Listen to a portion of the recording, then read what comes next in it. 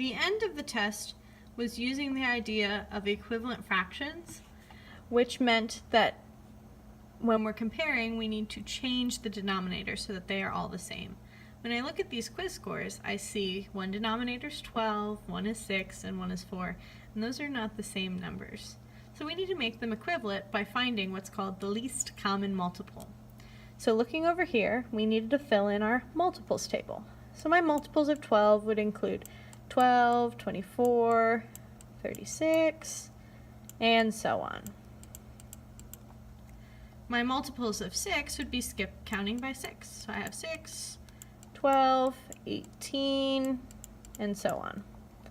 And then my multiples of 4, I'd have 4, 8, 12, and so on.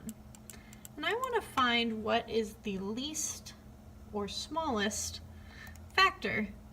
multiple that they have in common that we wrote down. And I see that in my lists appearing is this 12 over and over again. So 12 would be what's called the least common multiple for each of the numbers that we found multiples for. So 4, 6, and 12. So number 16, we already have an answer, which is that the LCM is 12. Now, on the other side of my multiples chart, I have it set up so I can make equivalent fractions. That's why we have the equal sign here. And using the LCM that we just circled, that becomes the new denominator. So I have that piece that I can fill in for each of my fractions. Now I need to ask, well, what happens? How do I manipulate the original fraction to get it into twelfths? So looking at 9/12, I can say, how can I get from 12 to 12? Well, I just have to multiply by 1. And as we've learned, whatever happens to the denominator, we have to do to the numerator as well. So we get 9 times 1 is 9. So 9/12 is equivalent to 9/12. Now for 5/6, I have to ask how I got from 6 to 12, which would be by multiplying by 2. What I do to the bottom, I do to the top. So 5 times 2 gives me 10/12. 5/6 and 10/12 are the same amount. And finally, I have 2/4 to get from 4 to 12 is times 3.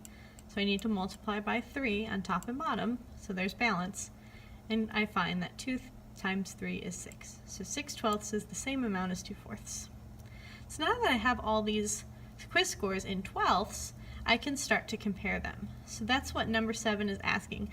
Which quiz earned the highest score? So looking, I see that my biggest fraction is 10/12, and the quiz that was associated with is science. So number 17 is science. Number 18 now asks you to compare which one was lower, math or art. So looking at math, I have 9/12, whereas art, I have 6/12. So the lower of the two is art, because 6/12 is lower than 9/12. Now finally, what we wanted to look at from our ordering or comparing perspective is to order the quiz scores from greatest to least. So here's where I'm going to use my equivalent fractions, but I'm really writing down the original scores. So the greatest one that I see is 10/12, which was the quiz score for science of 5/6.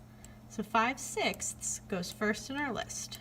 Now second would be what's in the middle, and I see that 9/12 would be in the middle.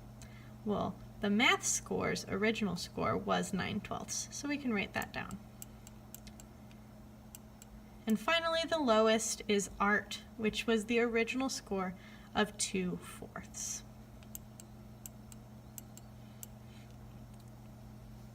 And for our last question, number 20 was a word problem where we needed to use our knowledge of vocabulary. So we have, if you received a score of 11/12 on a reading quiz, what is the difference between the reading quiz and math quiz scores?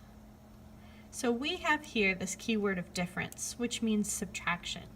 We want to subtract 11/12, the reading score, minus the math score. And looking back into our chart, we see the math score was 9/12. So, just as normal, we're going to subtract the numerators, keep the same denominator. 11 minus 9 is 2, and 12 would remain our denominator. But this is not in simplest form. I can see right here both of these are even, which means they both can be divided by 2. So let's see where that will take us if we divide top and bottom by 2. I would get an answer of 1/6. So that is our final fraction in simplest form.